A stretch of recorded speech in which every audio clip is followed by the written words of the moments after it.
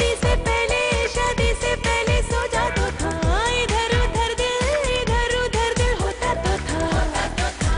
कहीं छिन जाए ना आजादी, फिर खिले ना सपनों की बातें।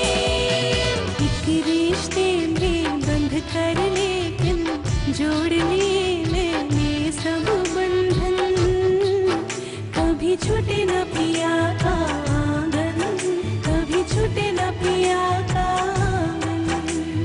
वक्त चला कर देख ले पत्थर, तोड़ न पाएगा ये दर्पण, कभी छूटे न पिया का आंगन, कभी छूटे न पिया का आंगन।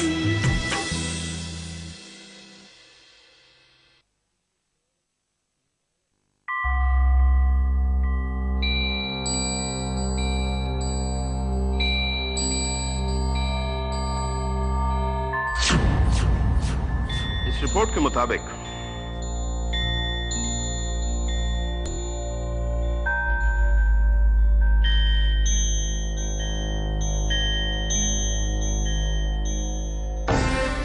विजय नेगी और रणवीर नेगी का डीएनए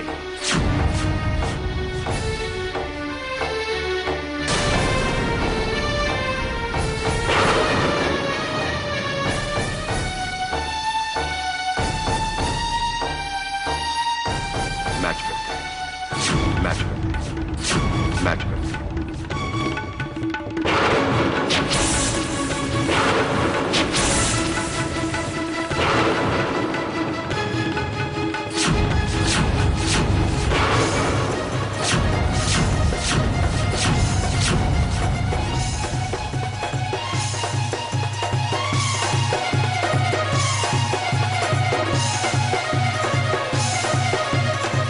आई होप कि आप सब लोगों को तसल्ली हुई होगी, रणवीर मेरा ही बेटा है। माफ कीजिएगा नेगी साहब, ये हमारी गलती थी। आप लोगों को हमारी वजह से जो भी तकलीफ हुई उसके लिए मैं माफी चाहता हूं। इसमें शर्मिंदा होने की क्या जरूरत है डबराल साहब? बस इस बात का ख्याल रखिए कि आपकी बहू अपने जुनून में बिना वजह लोगों को परेशान ना करे। उसकी पागलपन की हरकतों से। मिस्टर नेगी, बाबा ने आपसे माफी मांग ली, हम जा सकते हैं।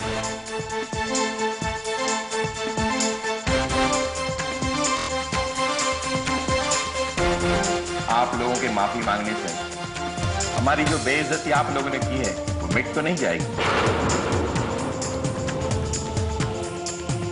काम डाउन डैड, चलिए। नहीं, रुको, रुको, समीर रुको। पापा, पापा, ये ऐसा नहीं हो सकता। ये रिपोर्ट झूठ है। पापा, इसे रोको। पापा, इसे रोको। ये समीर है, हमारा समीर। समीर रुक जाओ। समीर, समीर।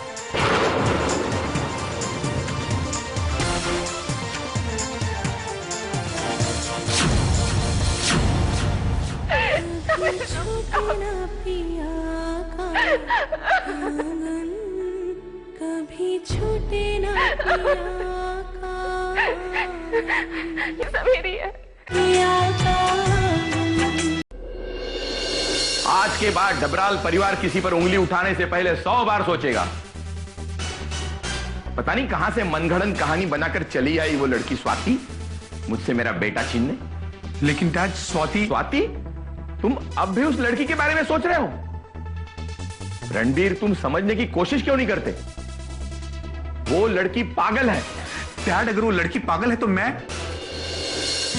मानता हूं कि वो मुझे समीर मानने की गलती कर रही है, लेकिन मुझे क्यों लगता है कि मैं उसे जानता हूं, पहचानता हूं, मैं उससे मिल चुका हूं। Please Ranbir, stop this nonsense. तुम्हारी खुशी के लिए मैंने डीएनए टेस्ट तक करवाया, तुम्हें यह प्रूव करने के लिए कि तुम मेरे बेटे हो, रणबीर नेगी, ना कि समीर डबराल। लेकिन तुम अभी भी उस लड़की की बातों का यकीन कर रहे हो? लेकिन डैड, स्वाति ने जो बात कही वो झूठ या गलत नहीं हो सकती। स्वाति स्वाति स्वाति, तुम्हारे लिए स्वाति तुम्हारे डैड से ज्यादा इंपॉर्टेंट हो गई है? डैड, ऐसी बात नहीं है, आप मुझे गलत समझ रहे हैं। बस रणदीप, इसके आगे मैं कुछ नहीं सुनना चाहता। तुम्हें जो करना है करो, लेकिन सिर्फ इतना याद रखो कि ये सारी बातें दोहराकर तुम मुझे बहुत तकलीफ पहुंचा रहे हो। आगे तुम्हारी मर्जी।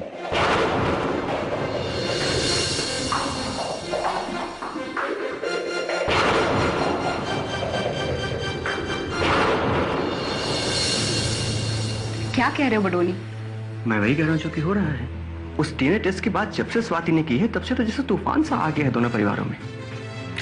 तूफान जैसा भी आया हो, डीएनए टेस्ट की रिपोर्ट के बाद शांत जरूर हो जाएगा। नहीं, मुझे नहीं लगता कि ऐसा होगा। क्या बकवास कर रहे हो? मतलब ये कि स्वाति जिस जुनून के साथ रणवीर को समीर बनाने में लगी है, उससे तो यही लगता है कि इस बात में जरूर कोई दम है। कम ऑन बडोली, कैसी बेवकूफों वाली बातों को लेकर बैठ गया तुम?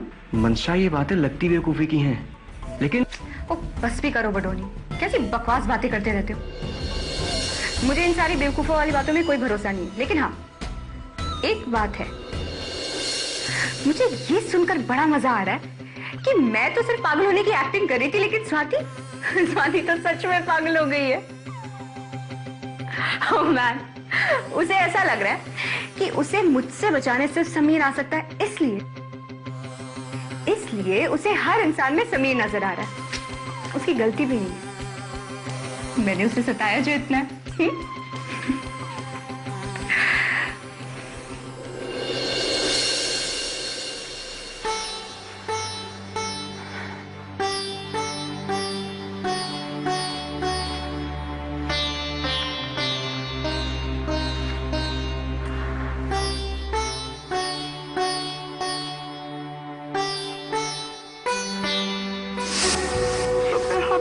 हमेशा के लिए दुनिया छोड़ के चली जाऊंगी। दादी माँ,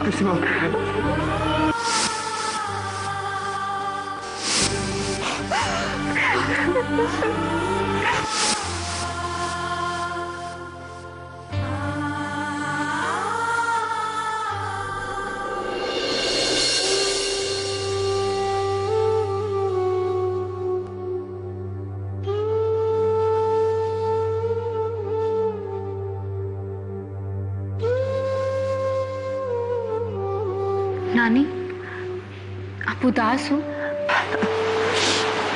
नहीं तो। झूठ मत कहो नानी। समीर भैया की वापस आने की बात से घर में हर कोई अंदर ही अंदर खुश थे।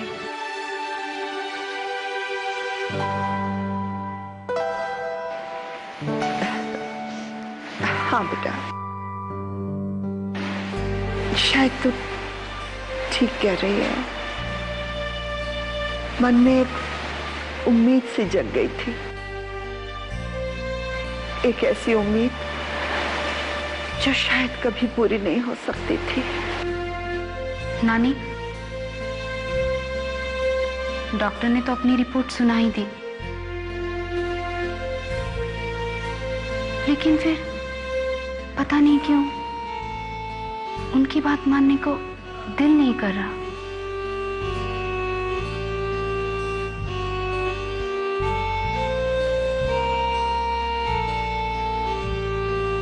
एक बात बताइए नानी, आप तो भगवान की इतनी श्रद्धा और भक्ति से पूजा करती हैं, उनके ऊपर विश्वास रखती हैं, फिर वो आपकी प्रार्थना क्यों नहीं सुनती? मेरे बच्चे, ईश्वर हम सबके मन की बात जानता है। बिना कहे, बिना मांगे वो हमारी सब इच्छा पूरी करते हैं। उन्हें पता होता है कि हम सबके लिए क्या सही है। लेकिन नानी, हम सब तो यही चाहते थे ना कि समीर भैया वापस आ जाएं, लेकिन ऐसा हुआ नहीं। हाँ बेटा, जो अपने मन की हो तो अच्छा, और हमारे मन की ना हो तो वो और भी अच्छा है, क्योंकि वो ईश्वर के मन की होती है। शायद उन्हें यही मंजूर था।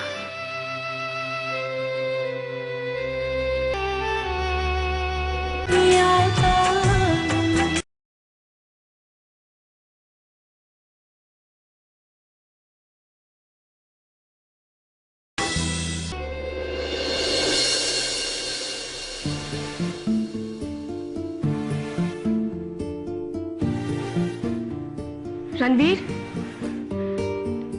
रणवीर, रणवीर,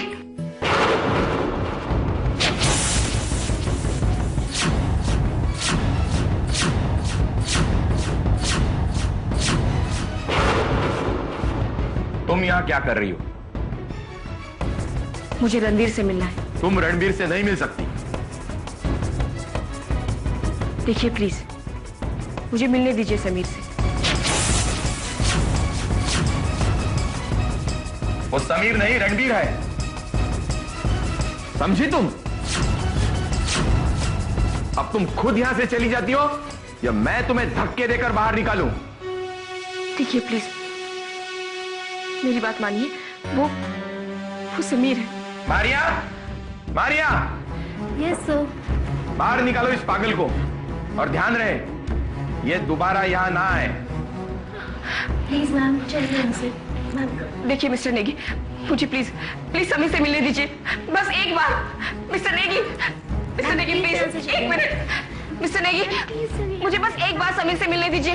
वो आपका बेटा रणवीर नहीं, मेरा पति समीर है। बस एक बार मिस्टर नेगी।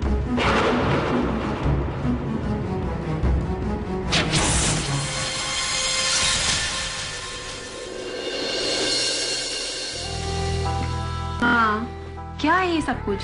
ना आप ठीक से खाना खाती हो, ना आप ठीक से चाय पीती हो। हाँ, आपको अपना ख्याल खुद रखना पड़ेगा। आखिर आप इतनी सारी दवाइयां भी तो लेती हो ना।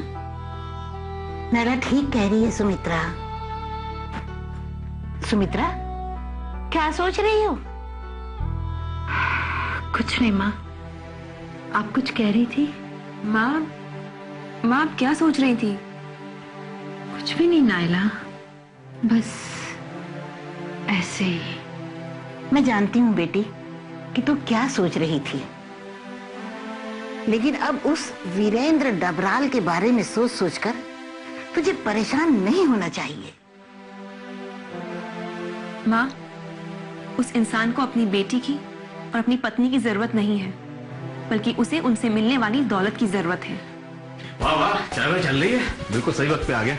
नमस्कार। नमस्कार मम्मी जी, कैसी हैं आप? अरे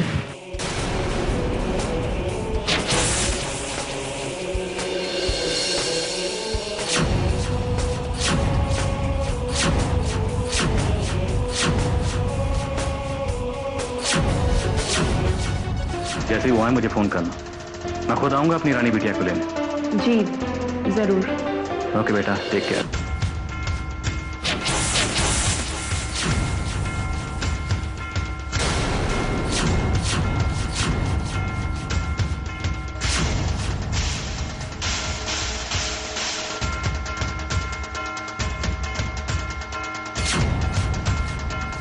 क्या हुआ सुमित्रा? अरे तुम लोग कुछ बोलते क्यों नहीं? खामोश क्यों?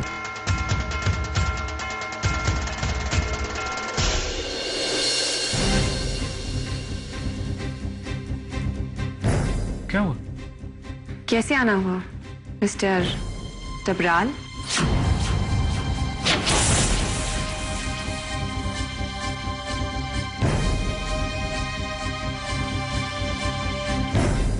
अरे अपने परिवार से मिलने के लिए क्या मुझे नोटिस भेजना पड़ेगा? तुम लोगों की याद आई, बस आ गए। हाँ, लेकिन मुझे लगा कि आप काफी बिजी रहते होंगे अपने बिजनेस में, इतना टाइट शेड्यूल है आपका, तो हमारे लिए वक्त निकाल पाना काफी मुश्किल होता होगा आपके लिए, है ना? हाँ कमान बेटा, तुमसे मिलने के लिए मुझे वक्त निकालने की जरूरत नहीं है। वक्त ही वक्त है, और फिर वो काम भी तो अधूरा है उस दिन वाला। अधूरा काम? कौन सा अधूरा काम? अरे वो पेपर पे साइन उस दिन याद नहीं, वो पानी कर गया था। इतनी भी क्या जल्दी है? और आपने तो कहा है कि एक ना एक दिन ये सारी दौलत, जायदाद सब मेरे ही नाम होने वाली है। मुझे इसकी जल्दी नहीं है। लेकिन मैं एक जिम्मेदार पिता बनना चाहता हूं, इसलिए तुम इस पर साइन कर दो ताकि मैं अपनी जिम्मेदारियों से मुक्त हो जाऊं। लो साइन करो।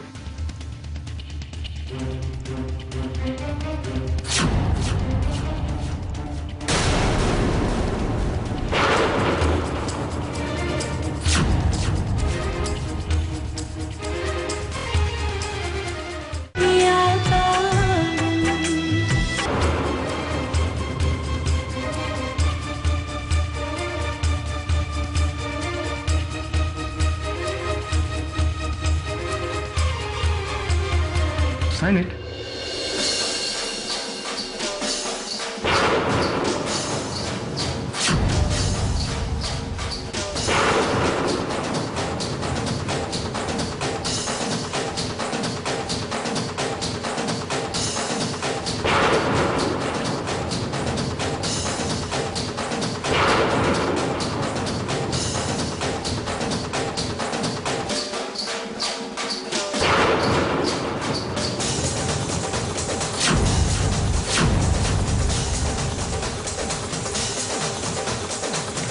नाला, ये क्या कर रहे हो तुम? नाला, अरे लेकिन बस बंद कीजिए अपना ही नाटक। आपकी सारी सच्चाई हमारे सामने आ चुकी है। हम जान चुके हैं कि ये कौन से पेपर्स हैं जिसपे आप मेरे सिग्नेचर्स करवाना चाहते हैं। आपका ये असली चेहरा हमारे सामने आ चुका है। क्या लगा था आपको, हाँ, कि मैं इतनी बेवकूफ हूं, आपकी बातों में आ जाऊंगी, साइन कर दूंगी? मिस्टर डबराल, मैं भी आखिर आप ही का खून हूं।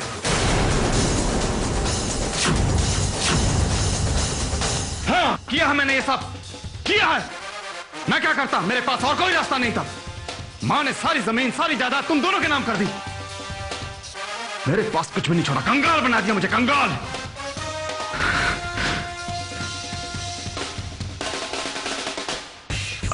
नैला बेटा देखो, जब यूएस में मेरा बिजनेस ठप हो गया तो मेरे पास पैसे नहीं थे। मैं दर दर पैसे के लिए भटक रहा था, इसलिए तो मुझे ये सब करना पड़ा, वरना मेरे पास और कोई चारा नहीं था बेटा। बस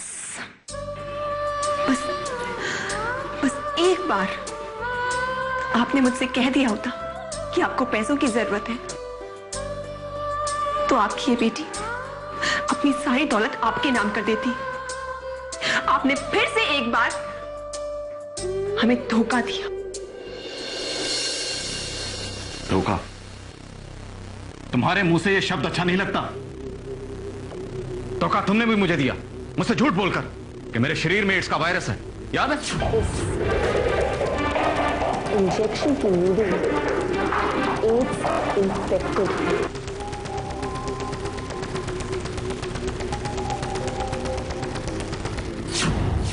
तुमने मुझे कितना तड़पाया, कितना रुलाया, क्या तुमने मुझे धोखा नहीं दिया? वो तो वैसे भी आपके साथ एक ना एक दिन होना ही था।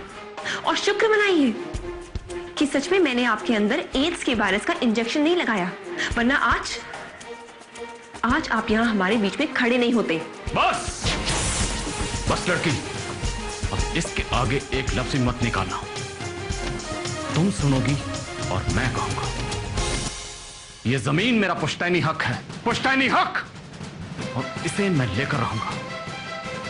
देखता हूं कौन रोकता है मुझे।